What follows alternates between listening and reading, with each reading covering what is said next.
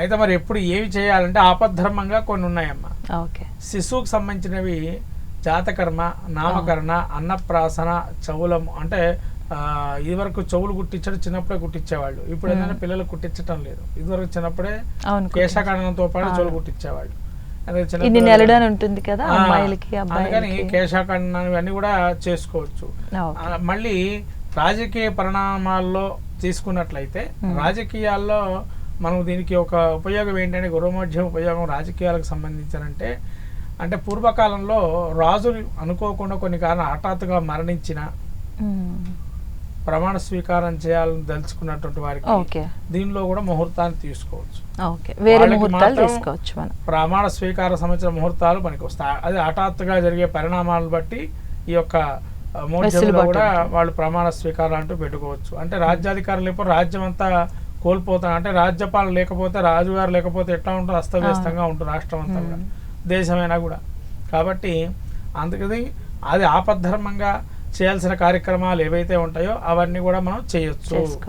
వాటికి ఎటువంటి ఈ జపాలు, గ్రహశాంతులు, హోమాలు, అభిషేకాలు ఇవన్నీ నిత్యము చేసుకోవచ్చు. మోడ్యమిలో మోడ్యమికి ఎటువంటి వాడికి చేసుకోకూడదు. దేవతారాధన అనేది ఎప్పుడైనా చేసుకోవచ్చు, మోడ్యంతో సంబంధం లేదు. గ్రహశాంతులు, జపాదులు, క్రియాదులు, అభిషేకాదులు, హోమాదులు వీటికి ఎక్కడ కూడా మోడ్యంలో చేసుకోవట్లేదు, చేసుకోకూడదు అని ఎక్కడ వ్రతాలు కూడా అన్ని కూడా అంటే దేవతా కార్యక్రమాలు, పూజాధికాలు ఎక్కడైనా చేసుకోవచ్చు. వాడికి ఎటువంటి కూడా ఆగడం లేదు. ఎందుకంటే మోడ్యంకి దానికి సంబంధం లేదు. ఓన్లీ శుభ కార్యక్రమం ముహూర్తం పెట్టుకుంటాం కాబట్టి శుభగ్రహాల యొక్క యోగం ఉంటేనే ఆ ముహూర్త బలం ఉంటుంది. అందుకని గురుడు మనకు ఏకాదశంలో ఉన్నాడు అనుకోండి, చాలా మంచి ఫలితాలు వస్తాయని అంటారు.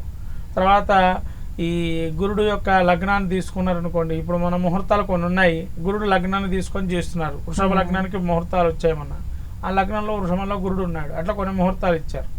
అంటే ఏంటంటే గురువు బలంగా ఉంది కాబట్టి ఆ వృషభ లగ్నాన్ని మనం ఏప్రిల్ మాసంలో, మార్చి మాసంలో ముహూర్తాలకి వృషభ లగ్నం ఇచ్చారు ఎక్కువగా.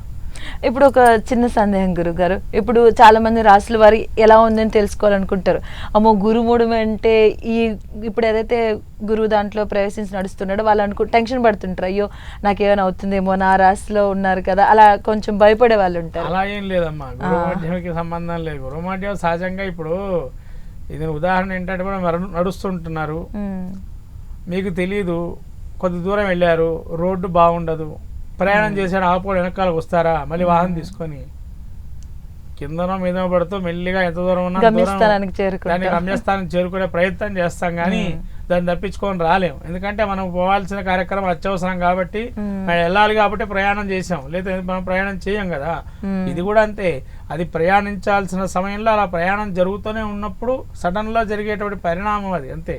మూఢమి అనేది ఏంటంటే శుభత్వానికి ఆ యొక్క ఏదైతే సూర్యుడు ప్రవేశించినప్పుడు ఆ రాశికి దగ్గర డిగ్రీలో ప్రవేశించినప్పుడు తన యొక్క శక్తిని కోల్పోతాడు. వేడి మీద ఆ శక్తిని కోల్పోవడం. గ్రహనాయకుడు ఉన్నాడు కాబట్టి ఇప్పుడు రాజుగారు అనండి, సూర్యుడు రాజు గ్రహాల్లో, మరి గురుడేమో మంత్రి.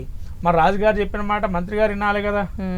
అలా చూస్తే కూడా అంటే రాజుగారు వస్తే ఎవరైనా నమస్కారం చెప్పనంటారు రాజుగారికి. అట్లానే ఇక్కడ కూడా మంత్రి గారు రాజుగారు వచ్చారు కాబట్టి కాస్త వినయంగా ఉండాలి. అలాగే మీరు దర్బారు చూడండి, రాజుగారు దర్బారు పెట్టినప్పుడు మన సినిమాలలో చూస్తుంటాం, మంత్రి గారు పక్కన రాజుగారు ఏం చెబుతా వింటూ ఉంటారు కూర్చొని, అంతే. ఆయన చెప్పారు ఏ విషయం, తర్వాత ఆయన అడిగినప్పుడు ఈయన విషయం చెబుతారు మంత్రి గారు. అట్లానే ఇక్కడ కూడా ఏంటంటే మంత్రిత్వాన్ని ఇచ్చారు కాబట్టి గురువుకి మంత్రిత్వము, శుక్రుడికి మంత్రిత్వాలు ఉంటాయి కాబట్టి రాజుగారు అంటే రాజుకి ప్రభువు కాబట్టి, సూర్యుడు ప్రభువు కాబట్టి గ్రహాల్లో ఆయన చెప్పిన మాట ఈ గ్రహాధిపులందరూ కూడా వింటూ ఉంటారు. కాబట్టి ఆయన చెప్పిన నడుచుకోవాలి. కాబట్టి మోఢ్యం అనేది ఏంటంటే రాజుగారు వచ్చినప్పుడు వినయంతో ఉండేటువంటి శుభత్వాన్ని కోల్పోతారు కాబట్టి వాళ్ళు రాజుగారు ఉన్నప్పుడు అలా శుభ కార్యక్రమాలు చేసుకోవచ్చు. అందుకని చెప్పి మోఢ్యమికి మన సొంతంగా రాసులకి ఎటువంటి ప్రభావం అనేటువంటిది ఉండదు ఇక్కడ.